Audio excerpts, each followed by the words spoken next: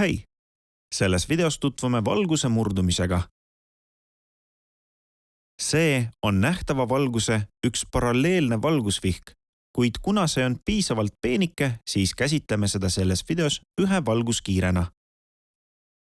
Keskkonda, kus valgus levida saab, nimetatakse optiliseks keskkonnaks. Hetkel optiliseks keskkonnaks on õhk, kuid valgus saab levida ka teistes optilistes keskkondades. Näiteks jääs, vees,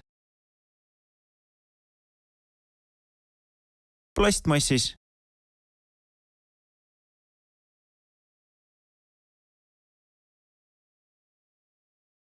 klaasis või mõnes muus aines, mis on nähtava valguse jaoks läbipaistev.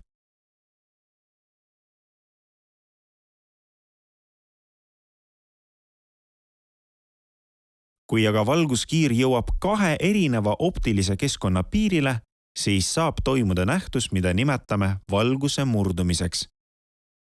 Igal keskkonnal on oma murdumisnäitaja, mis näitab keskkonna võimet valgust murda. Siin jõuab valguskiir õhust vette. Valguse murdumise kirjeldamiseks kasutatakse 4 suurust. Langemisnurk, mis on nurk langeva kiire ja pinnaristsirge vahel, murdumisnurk, mis on nurk murdunud kiire ja pinnaristsirge vahel, selle optilise keskkonna murdumisnäitaja, kus valgus oli enne murdumist, ning selle optilise keskkonna murdumisnäitaja, kuhu valgus jõudis peale murdumist. Õhu murdumisnäitaja on 1 ning vee murdumisnäitaja on 1,33. Selliselt peab välja nägema iga joonis valguse murdumise kohta, mida teed vihikusse või kontrolltöölehele. Valguse murdumist saame kirjeldada valemiga, mida nimetatakse Snelli seaduseks või ka murdumisseaduseks. Selles valemis on omavahel seotud need 4 eelnimetatud füüsikalist suurust. Proovime kontrollida, kas valem töötab, arvutades vee murdumisnäitaja. Sel korral on ette antud langemisnurk, murdumisnurk ja õhu murdumisnäitaja. Kuna valgus jõuab õhust vette, siis õhu murdumisnäitajat tähistame N1-ga. Teisendades valemit leiame, et vee murdumisnäitaja selles katses ongi umbes 1,3. Võta mall, mõõda ekraanil valguskiire langemis- ja murdumisnurgad ning arvuta nüüd ise vee murdumisnäitaja.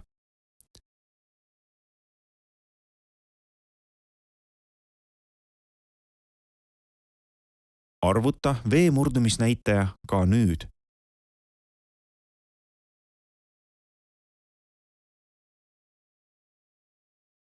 Kas said sarnaseid tulemusi?